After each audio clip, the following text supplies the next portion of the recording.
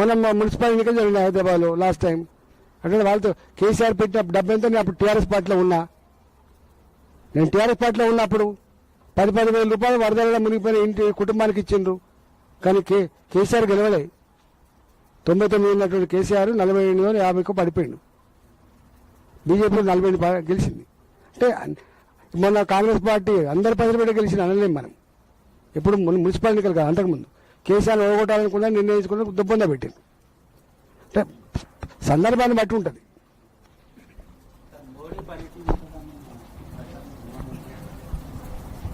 అదే మాకు ఒక 2-3 ఉన్నాయి. ఇక్కడ ఎయిమ్స్ ఉన్నది, మాకు కోచ్ ఫ్యాక్టరీ ఉంది, కొన్ని ఉన్నాయి.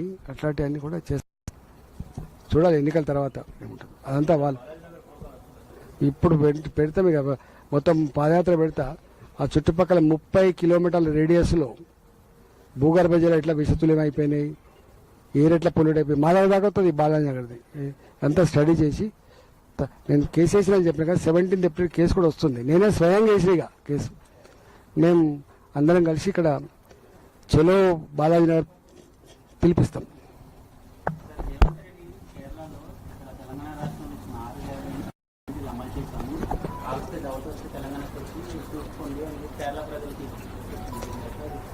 నేను చెప్పాల్సిన అక్కర్లేదు, మీరు రోజు చూస్తున్న అంశం.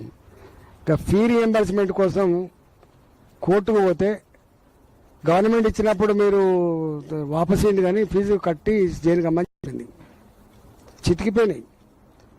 గవర్నమెంట్ అనేది ఇప్పుడు నేను ఇల్లు ట్యాక్స్ ఉన్నది, నేను 1,00,000 రూపాయలు బాకున్నా, రేపు గవర్నమెంట్ అనేది కంటిన్యూస్ ప్రాసెస్. గతంలో ఉన్నటువంటి బకాయిలు వసూలు చేసుకోవడం, మళ్ళీ ఇవ్వడం అనేది ఒక గవర్నమెంట్ ప్రాసెస్. నేను కేసీఆర్ డ్యూ పెట్టింది కాబట్టి నేను ఇవ్వను, నేను కూడా ఇవ్వను. ఇట్లాంటి మాట్లాడిన కేసీఆర్ ఏమైపోయిందో తెలుసు, ఈయనకేమైపోతుందో తెలుసు. రాజకీయాల అనుభవం ఉన్నలకు ఎక్స్పెక్టేషన్స్ ఉంటాయి. ప్రజాక్షేత్రంలో ఏమవుతుందో ఇవాళ నీకు బయటికి రాకపోవచ్చు, సందర్భం అయితే బయటకు వస్తాయి అవి.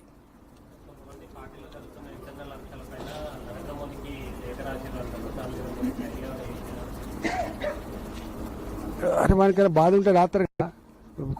అసలు చెప్పుకునేటువంటి వేదికలు ఏముంటే మా నాయకుడు కాబట్టి రాస్తారు. ఎవరైనా లెటర్లు ఏముంటుంది, ఏం రాస్తారు లెటర్? ఇప్పుడు మేము కూడా రాసినాం, మేము ఎంపీలం ఏం రాసినాం, ఈ భారతీయ జనతా పార్టీ గెలిచినటువంటి పార్లమెంటు పరిధిలో సిఎస్ఆర్ ఇస్తున్నారు పెద్ద ఎత్తున, మాకు కొంత ఇవ్వమని చెప్పినాం. మా ఎమ్మెల్యే గెలిచిన కూడా ఇవ్వమని చెప్పినాం. మేము రాసినాం ఉత్తరం, మేమే రాసినాం ప్రధానమంత్రి గారికి. ప్రధానమంత్రి గారి కింద మాకు ఒక అప్పచెప్పిండ్రు. తప్పేముంది? సమస్య ఉంటే ఇప్పుడు నేనున్నా ఇక్కడ ఈ పార్లమెంట్ పరిధిలో ఉన్నాయి, మా కార్యకర్తలు వచ్చి మా నాయకులు చెప్పుకుంటారు కదా. తప్ప సీఎం రేవంత్ రెడ్డి మాట్లాడుతారు వచ్చే నియోజకవర్గాల పునర్విభజన లోక్సభ అయితే దక్షిణ భారతదేశానికి చిన్నచూపు తీసుకుంది సంవత్సరాల ప్రేమతోటి ఉత్తర భారతదేశానికి మాత్రమే ఇంపార్టెన్స్ ఇచ్చింది బీజేపీ కావాలి రాజకీయ ఎదుగుదల కోసం. ఇప్పుడు ఆయన ఒక ఫిలాసఫీని నమ్ముకున్నాడు రేవంత్ రెడ్డి. అబద్ధాలు ఆడే నాయకులనే నమ్ముతారని ఇష్టపడతారని చెప్పి అన్నాడు. అమెరికాలో మాట్లాడండి మీరు, అప్పుడు చూడండి. ఆయన అబద్ధాల పునాదుల మీదనే ముఖ్యమంత్రి అయ్యాడు. ఆయన అబద్ధాల పునాదుల మీద ఆయన పరిపాలన కొనసాగుతుంది. నేను ఒక్క మాట అంటున్నా, అంటే జనం అర్థం చేసుకోవాలి. మా దగ్గర 17 సీట్లు ఉన్నాయి, పార్లమెంట్ సీట్లు. 17 సీట్లకు 50% పెరుగుతాయి, అంటే 8 సీట్లు పెరుగుతాయి. యూపీలో 80 ఉన్నాయి, 80 ఉన్నాయి. 80 ఉంటే 50% 40, 120 అవుతాయి. అంటే మొత్తం ఈ రాష్ట్రం ఆ రాష్ట్రం, సౌత్ నార్త్ అనే తేడా లేకుండా, నార్త్ ఈస్ట్ అనే తేడా లేకుండా ఎన్ని సీట్లు అయితే ఇప్పటిదాకా ఉన్నాయో దాని ప్రకారం అంత పదే మోడీ గారే స్వయంగా చెప్పింది. నిన్న కూడా ఎక్కడో కేరళ మోడీ గారు చెప్పినట్టు చెప్పిన తర్వాత కూడా మాట్లాడుతుందంటే ఇక వాళ్ళ ఇప్పుడు బీజేపీ వస్తే రిజర్వేషన్ పోతాయని చెప్పి ప్రచారం చేసిండ్రు రేవంత్ రెడ్డి గారు. పోయినాయండి చెప్పండి, పోయినాయా? ఎన్ని అబద్ధాలు అంటే రాజకీయాలకు కూడా పద్ధతి ఉండాలి. రాజకీయాలకు ఎథిక్స్, వాల్యూస్, సిస్టమ్, ప్రజలు ఏమనుకుంటున్నటువంటి సోయకులు లేదు.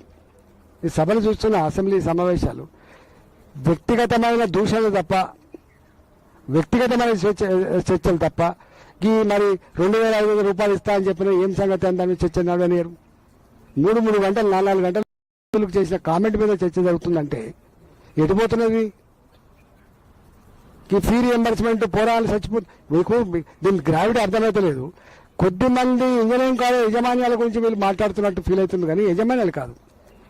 ఆ పిల్లలు ఫీజు కట్టకపోతే క్లాస్ రూమ్ నిలబెడితే అవమానం తట్టుకోలేక చచ్చిపోతున్నారు. పిల్లలు కోర్సు పూర్తి అయిపోతే సర్టిఫికేట్లకు డబ్బులు కట్టే స్తోమత లేకపోతే వాడికి మళ్ళీ పై చదువుకుపోతలేడు, మళ్ళీ ఇంకో ఉద్యోగాలు పోతాడు. ఇష్యూ అది కదా. నువ్వు కోర్టుకు పోతే కూడా నువ్వు ఇవ్వకపోతేవి. ఇంకా రిటైర్మెంట్ ఉద్యోగులు కూడా కోర్టుకు పోయి తెచ్చుకునే పరిస్థితి వచ్చాయి. ఇది గొప్ప పరిపాలన అన్నది అన్ని అమలైనట్టు ఏం చెప్తాను చెప్పండి.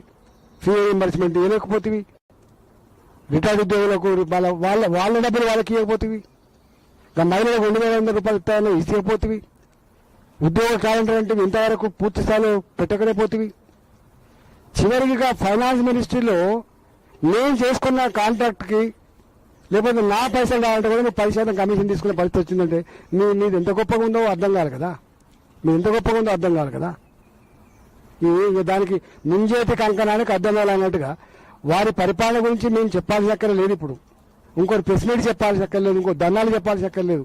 ఆయన తెలుస్తూనే ఉంది ఆయన.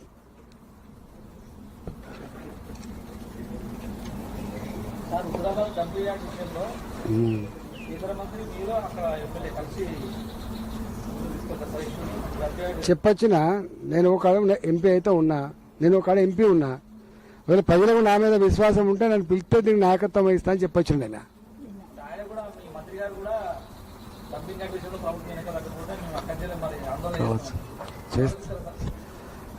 చేస్తే సంతోషమే కదా. ప్రజల పక్షాన్ని చేయాల్సిందే కదా, బాధ్యత కదా.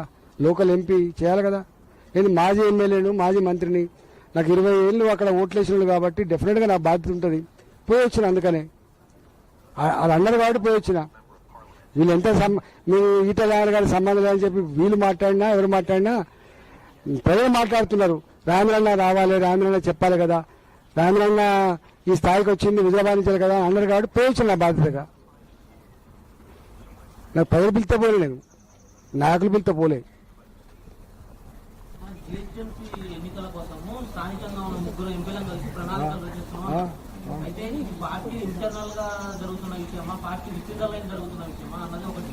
రెండోది, మీరు అభ్యర్థుల ఎంపిక కావచ్చు, లేకపోతే స్థానికంగా నేతల ఎంపిక కావచ్చు, ఒక పార్టీలో ఇంటర్నల్ గా స్థానిక నేత సిఫార్సుల మేరకు పార్టీ అధిష్టానం జాబితాలు రిలీజ్ చేస్తారు. కానీ మీరు బయట ఎదురు చెప్పుకోవాల్సి వస్తుంది. ఇలాంటి విషయాలు పార్టీ రాష్ట్ర నాయకత్వం మీరు ఇచ్చేటువంటి అంశాలకు ప్రియారిటీ ఇవ్వడం లేదా?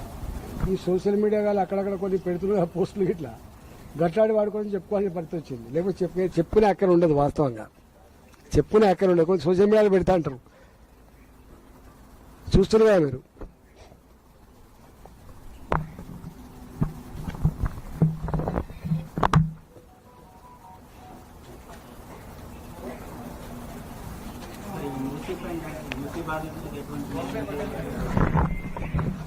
నేను ఒక్క మాట్లాడుతున్నానే, నేను ఒక్కడే ఒక మాట్లాడుతున్నా. అంటే మీరు రాస్తలే, మీ యజమానాలు కూడా ఎందుకో కొన్ని రాస్తున్నాయి, కొన్ని రాస్తలే. కానీ నేను సింపుల్ అడుగుతున్నా.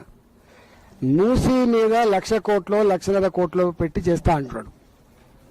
మేము అంటలేం, వద్దంటలేం. మేము మూసీ నదిలో పాలలాంటి నీళ్లు పారితే, మా పిల్లలు ఈత కొడితే అటుపక్క ఇటుపక్క ఉన్న ప్రజలకు వాసన లేకపోతే సంతోషపడ్డాం. మేము బట్టలు కావాలన్నా, మనిషికి బంగారం కావాలంటే ఎవరు ఏం కోరుకుంటారా? బట్టలు కోరుకుంటారా, బంగారం కోరుకుంటారా? మీరు చెప్పండి. ఇక మేము అడుగుతున్నాం బట్టల గురించి అడుగుతున్నాం, మేము బంగారం గురించి అడుగుతలేం. మేము ఫీ రియంబర్స్మెంట్ గురించి అడుగుతున్నాం. రిటైర్డ్ ఉద్యోగులు చచ్చిపోతున్నారు, వాళ్ళ పైసలు వాళ్ళకి ఏమని చెప్పి అడుగుతున్నాం. సర్పంచ్లుగా ఎంపీటీసీలుగా 5 లక్షలు 10 లక్షలు నమ్ముకొంత పనిచేసి పెట్టింది, వాళ్ళ బిల్లులు ఏమని కోరుతున్నాం. ఇంత మేరకు దబాయించి గవి కోరుతున్నాం కదా. ఇచ్చిన తర్వాత నీకు 3 లక్షల కోట్లు కాకపోతే 5 లక్షల కోట్ల బడ్జెట్ వచ్చినప్పుడు నీ దగ్గర పైసలు ఉన్నప్పుడు పెట్టు. అప్పు చేయడానికి కూడా దేనికోసం అప్పు చేయాలి? నువ్వే చెప్తున్నావు, కోసిన 1 రూపాయి రాదు నా దగ్గర లేదని చెప్తున్నావు. ఇంకోవైపు ఈ పని చేస్తున్నావు. మూసిని ఎవరిదండ మొన్న అంటాడు, మొత్తం కట్టి పడేచ్చేస్తాం. ఎవరు వ్యతిరేకం లేడు. మూసి చేస్తాడని సంతోషపడతాం మేము కూడా. కానీ ఏది ముందో అని అడుగుతున్నాం మేము. నువ్వు 2,500 రూపాయలు మహిళకి ఇస్తా అని చెప్పిన ఇయ్యరాదు. ఈ రైతులకు కూడా 5 మంది ఇస్తుంది. ఏమి ఇచ్చినావు రైతు మందు? ఒక్కొక్క ఎకరానికి ఇచ్చిండు, ఒక్కొక్క ఎకరానికే ఇచ్చిండు. ఇంకా మొక్కజొన్నలు ఇలా మొత్తం 1,900కు మార్కెట్లో సప్లై అవుతున్నాయి. 1,900, 2,400 ఎంఎస్పీ ఉంది. అవి చేయరాదు? నువ్వు కొంటా అంటున్నావు. కొంటే నిన్న వరంగల్ పోతే ఏడుస్తున్నారు మక్కల రైతులు. ఇంకా సన్నవాట్లు కొన్నావు, వాళ్ళకి ఇవ్వాల్సిన బకాయిలు ఇయ్యరాదు. నువ్వు జరుగుతున్న పనులలో కళ్యాణ లక్ష్మి చెక్కులు ఉన్నాయి, తులం బంగారం ఇస్తా అని చెప్పిన తులం బంగారం ఇవ్వపోతే అవన్నీ టైంకి ఇవ్వరాదు. అంటున్నావు ఏంటంటే ఇవి ఉన్న పాత స్కీములు ఏవైతే నువ్వు రద్దు చేయలేదు గదే తిప్పు. ఫస్ట్ పెన్షన్ ఇస్తా అని చెప్పిన 4,000 రూపాయలు ఇస్తావా ఇవ్వ చెప్పు, ఊకెందుకు? 4,000 నుంచి 6,000 రూపాయలు ఇస్తా అని చెప్పిన హ్యాండిక్యాప్లకు ఇస్తావా చెప్పు. నిన్ను ఎవరు అడిగటం లేడు.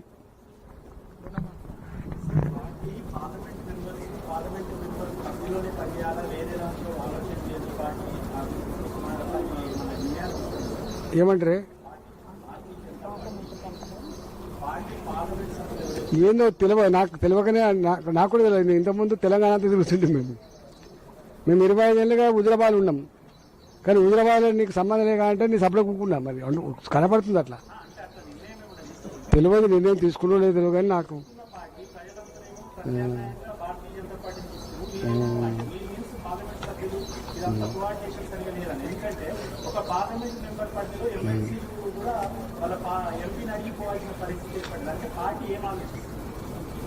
అంటే ఇప్పుడు ఎమ్మెల్సీలు కావచ్చు, ఎమ్మెల్యేలు కావచ్చు, ఎంపీలు కావచ్చు, పరస్పరం ఒకటే పార్టీ అయినప్పుడు తప్పకుండా చెప్పుకొని పోయి ఉంటుంది.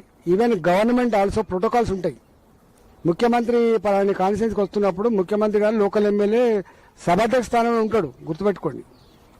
ఎంపీ కూడా ఉంటాడు. ఇప్పుడు పిచ్చి మారిపోయింది. కానీ మీరంతా మీకు చాలా మంది సీనియర్లు ఉన్నారు. ఇలా ఒకప్పుడు ముఖ్యమంత్రి గారు వచ్చినప్పుడు ఆ నియోజకవర్గంలో వేరే పార్టీ ఎమ్మెల్యే అయినప్పటికి కూడా ఆ ఎమ్మెల్యే గారే ప్రోటోకాల్ ప్రకారంగా అధ్యక్షత వహించేది. ఇంతెందుకు సర్పంచ్, నువ్వు ఒక ఊరికి మా ముఖ్యమంత్రి గారు పోతే లోకల్గా ఉండే సర్పంచే అధ్యక్ష స్థానంలో ఉంటాడు. ఎడ్డోడా గుడ్డోడా చదువుకున్నాడా కాదు.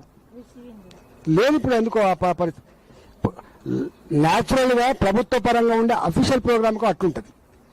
పార్టీ పరమైన ప్రోగ్రామ్ అప్పుడు ఎట్లుంటది అంటే తప్పకుండా ఏదైనా అఫీషియల్ అయినప్పుడు ఏదైనా ఇంపార్టెంట్ అయినప్పుడు పట్టుగా పెళ్లిలోకి పోతాం, సావులకు పోతాం. ఎమ్మెల్సీ గారు పోవచ్చు, ఎమ్మెల్యే గారు పోవచ్చు, ఎవరైనా పోవచ్చు, దాన్ని చెప్పాల్సి అక్కర్లేదు. కానీ ఏదైనా ప్రజలకు సంబంధించిన ప్రోగ్రామ్ అయినప్పుడు తప్పకుండా చెప్పేటి ఉంటుంది. గుర్తుపెట్టుకోండి. నేననే చెప్పిపోతా. ఇప్పుడు నేను వెళ్ళిపోయినారు పోతా పోయి ప్రోగ్రామ్ అనుమతి అవన్నీ బట్టి ఎక్స్ట్రాలు. కానీ అనుమతి అక్కర్లేదు. కానీ చెప్పిపోవాల్సిన సాంప్రదాయం అయితే ఉంటుంది.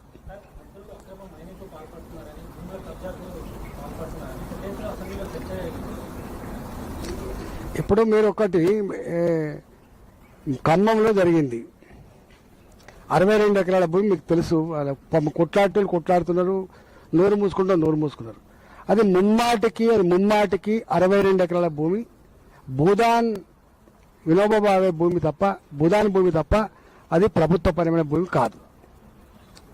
కలెక్టర్లు ఇదే ఇక్కడ ఇచ్చిన తిప్పలేండి. ఎంత బాగుంటుందండి. ఐఏఎస్ చదువుకున్న వాళ్ళు మీరు రికార్డులు. ఇప్పుడు నా దగ్గర ఇంతకుముందు చెప్పిన చూసినావా, నాకు ఏ కలెక్టర్ అయితే ప్రొసీడింగ్ ఇచ్చిండ్రో, నాకు ఏ నామ్స్ ప్రకారం రిజిస్టర్ చేసుకున్నాను, ఇంకో కలెక్టర్ వచ్చి కమిటీ వేసి ఇది కాదని చెప్పి రాయిస్తే, ఇప్పుడు ఖమ్మం కలెక్టర్ ఐఏఎస్ చదువుకున్నాడు, మంత్రుల ఆదేశాలతోటి ఇది ప్రభుత్వపరమైన భూమి, ఇది 31 ఎకరాలే ఉన్నది అని చెప్తే ఏమన్నట్టు చెప్పు? ఏం చదువుకున్నట్టు వాళ్ళు? వీళ్ళు అనుకుంటున్నారు. కానీ ఏదో ఒకనాడు వీళ్ళ పట్ల కూడా, వీళ్ళ ఐఏఎస్ ఆఫీసర్ల పట్ల కూడా చాలా ప్రజలు ఎక్కడో ఆందోళన ఉంది, వ్యతిరేకత ఉంది. వాళ్ళకి అనుకుంటున్నారు అది మంచిది కాదు.